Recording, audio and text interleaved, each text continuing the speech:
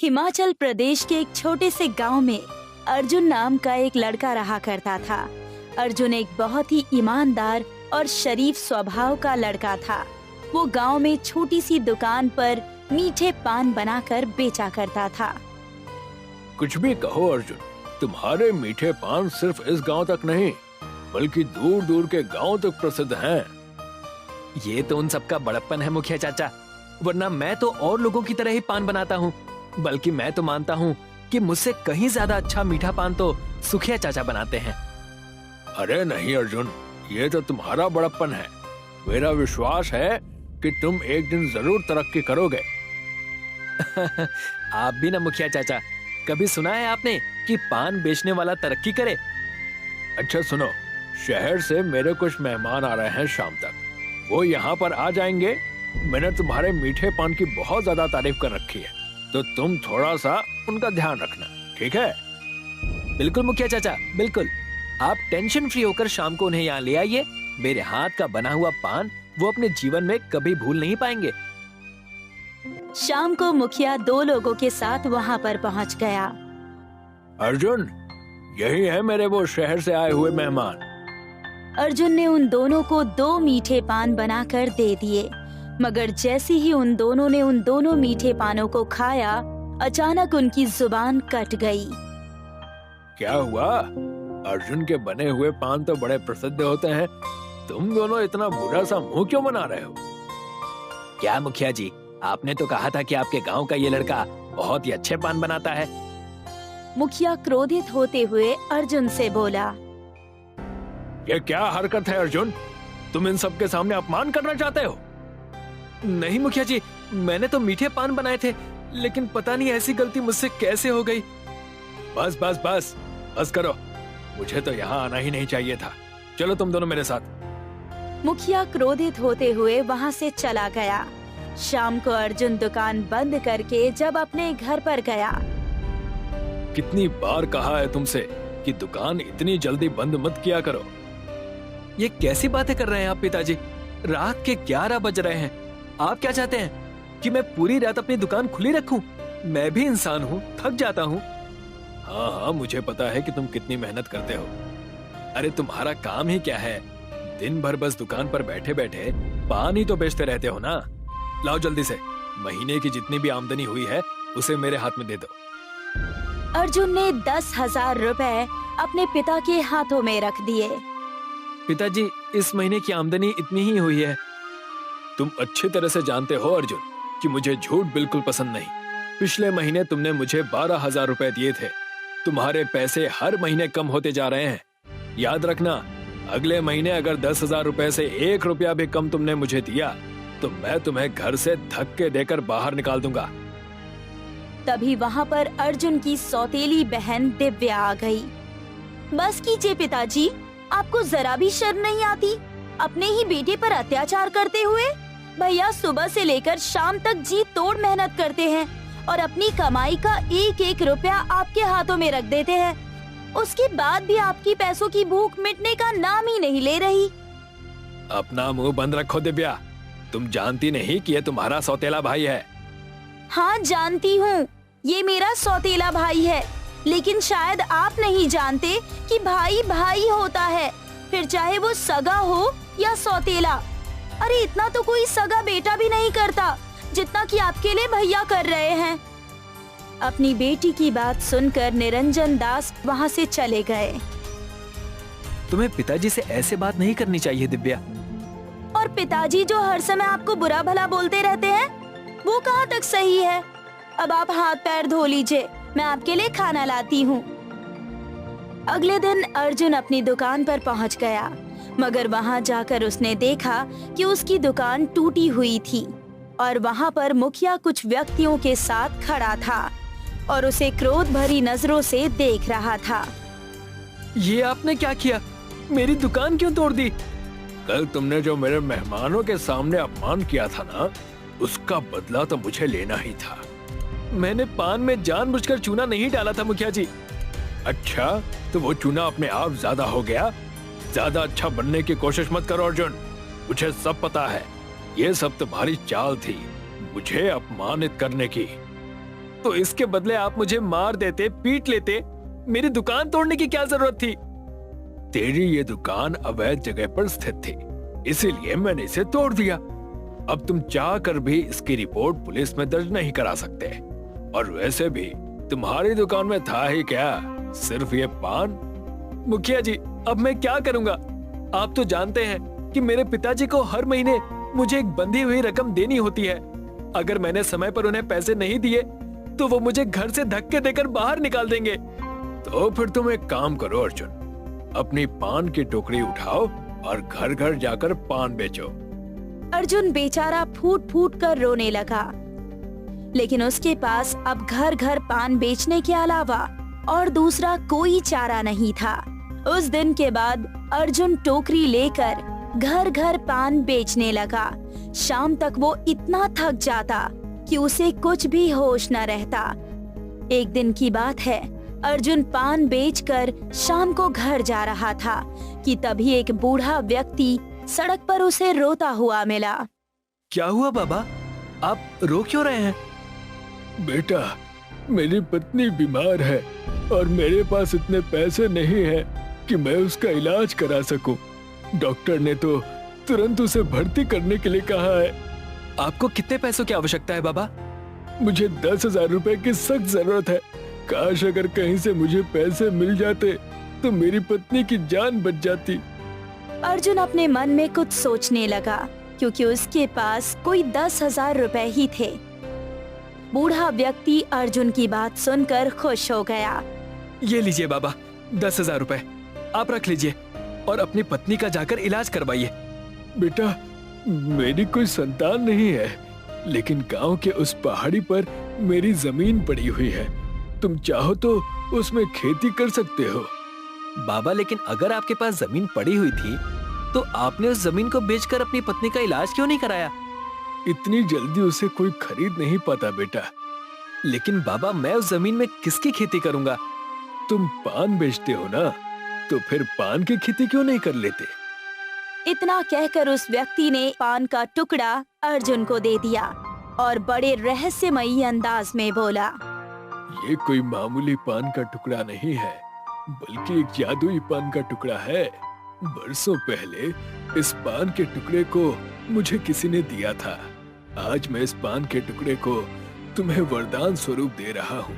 तुम जैसे ही इस पान के टुकड़े को जमीन में गाड़ कर निकालोगे, कुछ ही समय बाद पान की खेती पूरी जमीन में फैल जाएगी। मगर याद रखना, लालच मत करना और अधिक पान मत उगाना। इतना कहकर वो बूढ़ा व्यक्ति वहाँ से चला गया और अर्जुन अपने घर पर आ गया। पैसे कहाँ हैं अर्जुन? पैसे नहीं है पिताजी, मैं आपको अगले महीने 20,000 रुपए दे दूंगा। ठीक है, याद रखना, अगर अगले महीने पैसे नहीं दिए ना तो इस घर के लिए तुम्हारे दरवाजे हमेशा के लिए बंद हो जाएंगे। अर्जुन ने अपने पिता की बात पर कोई ध्यान नहीं दिया। अगले दिन अर्जुन ने उस व्यक्ति के बताए हुए मुताबिक खुद की जमीन पर पहुंच गया और अर्जुन ने वो छोटा सा पान का टुकड़ा जमीन में गाड़ दिया। और जैसे ही उसने उस हिस्से पर पानी डाला, देखते ही देखते जमीन के हर हिस्से से छोटे छोटे पान उगने लगे। अर्जुन ने उस पान के टुकड़े को निकाल लिया। बाबा तो वाकई बड़े चमत्कारिक निकले। अब वो दिन दूर नहीं जब मैं देखते ही देखते बहुत धनवान हो जाऊंगा और अपनी बहन की शादी बहुत धूमधाम से करूंगा। उस दिन से अर्जुन पान की खेती करने लगा और अर्जुन के दिन बदल गए। अगले महीने अर्जुन ने पूरे 30,000 रुपए अपने पिता के हाथ में रख दिए और वहाँ से चला गया। इसके पास 30,000 रुपए कहाँ से आए? जहाँ तक मैंने सुना है तो इसकी दुकान भी मुखिया ने तोड़ दी। जरूर कुछ ना कुछ गड़बड़ है।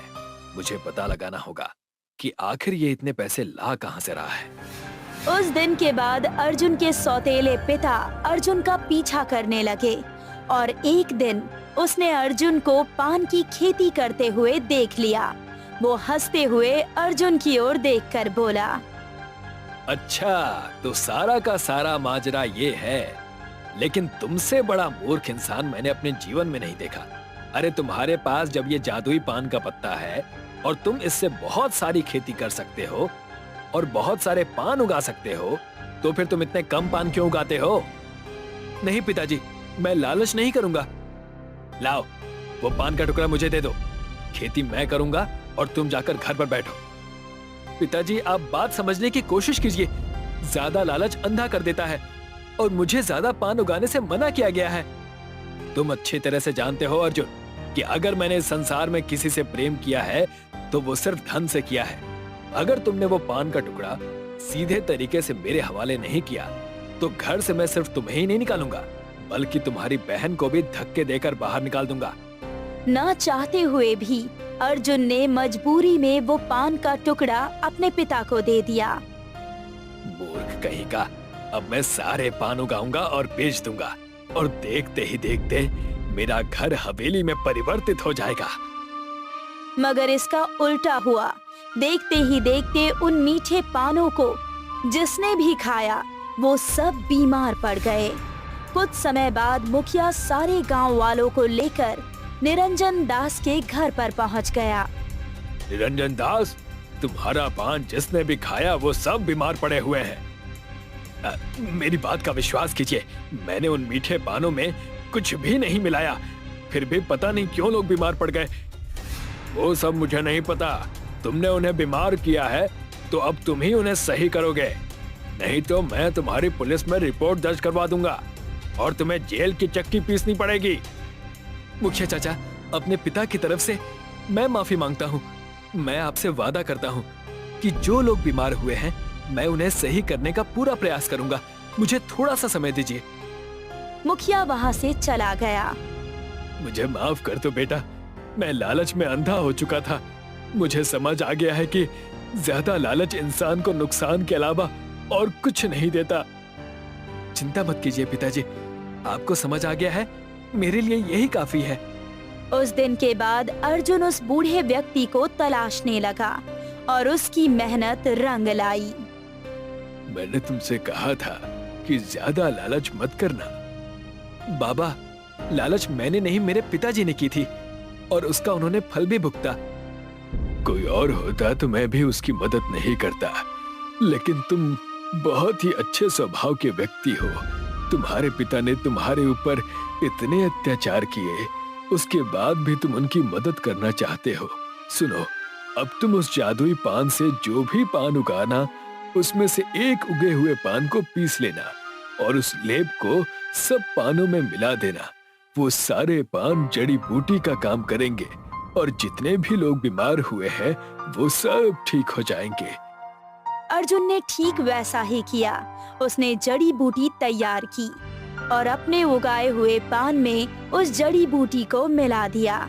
उसके बाद जिसने भी उस पान को खाया वो सब स्वस्थ हो गए और देखते ही देखते अर्जुन के उगाए हुए मीठे पान दूसरे शहरों में भी प्रसिद्ध होने लगे। मुझे माफ कर दो अर्जुन, मैंने तुम्हारे साथ बहुत बुरा व्यवहार किया, लेकिन तुम्हारी वजह से आज इस गांव का नाम कितना प्रसिद्ध हुआ है। नहीं मुखिया जी, माफी मांगने की कोई आवश्यकता नहीं है। हम सब एक ही गांव के वासी हैं, एक भाई की तरह, और भाइयों में तो छोटे मोटे झगड़े तो होते ही रहते हैं। अर्जुन की बात सुनकर मुखिया मुस्कुराने लगा। कुछ महीनों बाद अर्जुन ने अपनी बहन का विवाह बड़ी ही धूमधाम से किया। अब उसके पिता अर्जुन को अपने सगे बेटे से भी ज्यादा प्रेम करने लगे और अर्जुन आज भी जादुई मीठे पान की खेती करता है। महुआपुर गांव में सबसे मशहूर थे बिरजू के पान। दूर दूर से लोग बिरजू काका के पान खाने आया करते थे। काका, हमको तनिक एक स्पेशल पान लगा दो। मुझे तो 2 पान दे दो, आज मेहरारू के संग खाएंगे। हाँ हाँ, दे रहे हैं। अरे काका, आप ऐसा का अलग डालते हो अपने पान में जो आपके जैसा स्वाद कहीं आता ही नहीं? अब यह तो हमारा सालों का अनुभव है बेटा। अब 35 साल हो गए हैं हमें पान बनाते बनाते। वाह काका वाह, ये तो कमाल है।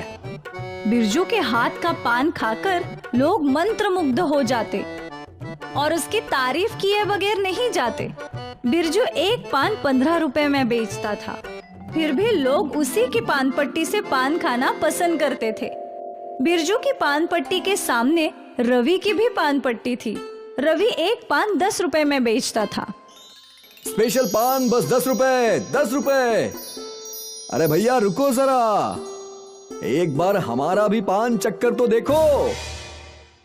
अरे भैया आपके पान में वो बात नहीं है जो बिरजू काका के पान में है। अरे लेकिन हम भी पान में वही सब डालते हैं जो बिरजू काका डालते हैं। वो जो भी हो, हम तो बिरजू काका का ही पान खाएंगे। रवि लोगों को बुलाया करता, पर फिर भी लोग उसके पान नहीं खाया करते थे। कुछ गिने चुने ही लोग थे जो रवि की दुकान पे पान खाते थे, इसलिए रवि बहुत ही उदास रहता था। हर दिन रवि मुंह लटकाकर घर जाता था। का हुआ? आज भी अच्छी बिकारी नहीं हुई का?